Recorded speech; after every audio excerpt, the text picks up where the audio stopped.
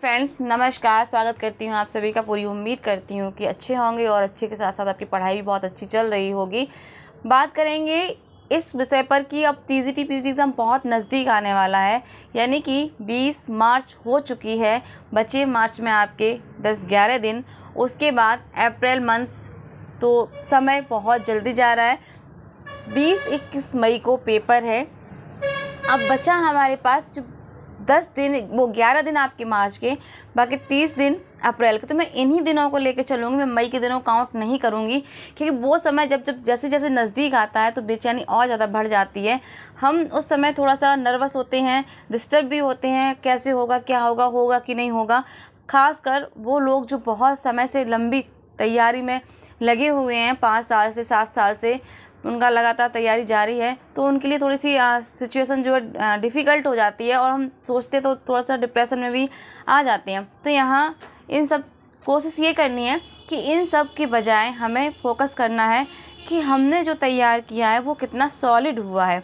अब इतने कम समय में कुछ नया नहीं छूना है, ना कोई नई किताब लेनी है, ना कोई नया कंटेंट देखना है, ना नई जगह कहीं भटकना है। आपको केवल अभी तक जितना आपने पढ़ा है, जितना आपने समझा है, जितना आप कर रहे हैं, उसी पर ही फोकस करना है।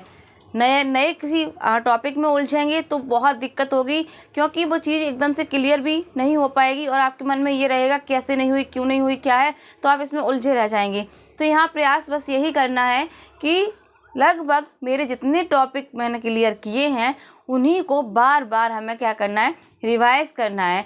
चाहे आप प्रैक्टिस सेट के माध्यम से करिए, अपने नोट्स के माध्यम से करिए, या किसी प्रश्नोत्तरी के माध्यम से करिए। बहुत कमेंट्स आते हैं क्या आपने कोई प्रश्नोत्तरी ली है, तो मैंने अभी ऐसी कोई प्रश्नोत्तरी ऑनलाइन नहीं ली है, बस सेल्फ से जितना हो पाता उतना कर लेती हूँ।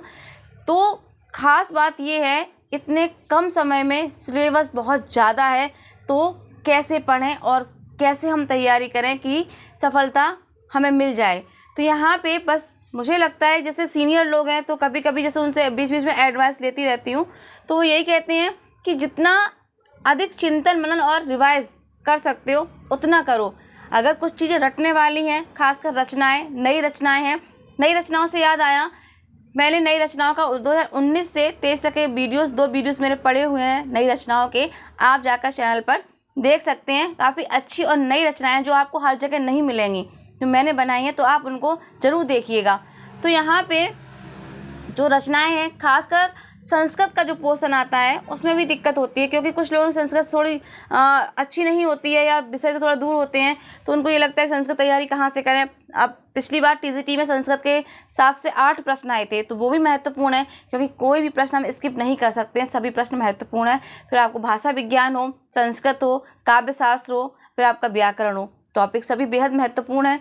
तो यहाँ पर अब इन पोर्शन में हमें क्या करना है, जहाँ आपको ये लग रहा है कि हम इसको समझ में नहीं आ रहा, होता है ऐसा, बहुत सारे ऐसे टॉपिक होते हैं जो हमें समझ नहीं आते हैं, तो वहाँ पे क्या करना होता है कि हमें अपना काम निकालने के लिए हमें क्या करना है, अभी एग्ज़ाम निकालना है, विद्वान नहीं बनना है।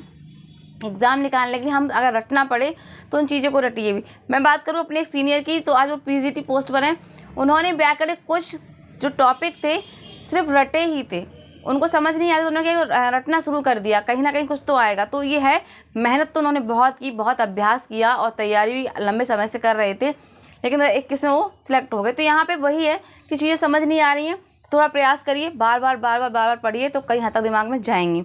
तो बस इतने कम समय में जो सिलेबस आपने पढ़ा है, जो सिलेबस है, जितना आपने तैयार किया है, उसी को बार बार पढ़ना है, उसी को बार बार देखना है, चिंतन करना है, मनन करना, उसी से संबंधित आपको प्रश्नोत्तरी लगानी है। इतना काम करना है, नया कुछ छूना नहीं है, परेशान होना नहीं है।